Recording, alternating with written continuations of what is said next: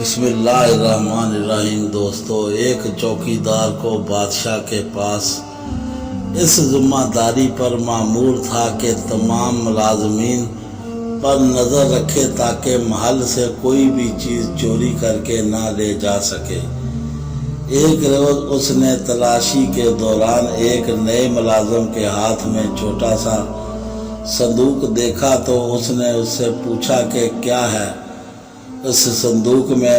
ملازم نے کہا کہ اس میں محل کے بچے ہوئے کچھ باسی چاول ہیں۔ چوکیدار نے بد دستور کرخت لہجے میں کہا کہ کھول کر اس صندوق کو، اس کی تلاشی دے۔ چنانچہ ملازم نے صندوق کھول کر دکھایا، اس میں واقعی باسی چاول تھے۔ اگلے روز پھر قطار میں صندوق پکڑے کھڑا تھا۔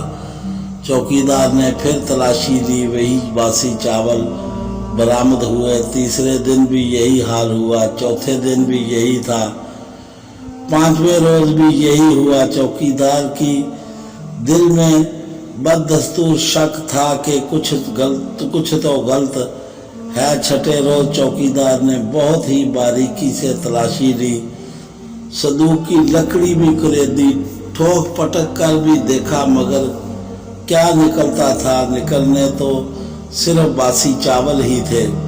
ساتویں دن حسب معمول ملازم صندوق کے ساتھ کھڑا تھا۔ اس نے ملازم کو کونے میں بلایا اور نہایت بے چارگی سے مخاطب ہوا کہ دیکھو، مجھے تجربہ کی بنیاد پر یقین ہے کہ کچھ تو چراتے ہو، مگر یہ کوشش کے باوجود نہیں معلوم کر پایا کہ وہ کیا ہے۔ میں تمہیں زبان دیتا ہوں کہ تمہیں نہ گرفتار کروں گا اور نہ کسی سے شکایت کروں گا، بس مجھے اتنا بتا دو کہ تم آخر چراتے کیا ہو۔ ملازم نے مسکرا کر چوکیدار کے کان میں سرگوشی کی کہ صاحب، میں صندوق چراتا ہوں۔ آپ اسے حکایت کہیں یا کہانی یا پھر لطیفہ، لیکن یہ حقیقت ہے کہ لوگ ہمارے سامنے چوری کر رہے ہوتے ہیں اور ہمیں پتہ نہیں چلتا، اور جب پتہ چلتا ہے تو تب بہت دیر ہو جاتی ہے۔ اسی طرح ہمارے قومی خزانے کو بھی دونوں ہاتھوں سے ہماری آنکھوں کے سامنے لوٹا جا رہا ہے اور ہمیں نظر نہیں آ رہا، لیکن پتہ ضرور ہے کہ مال لوٹا جا رہا ہے۔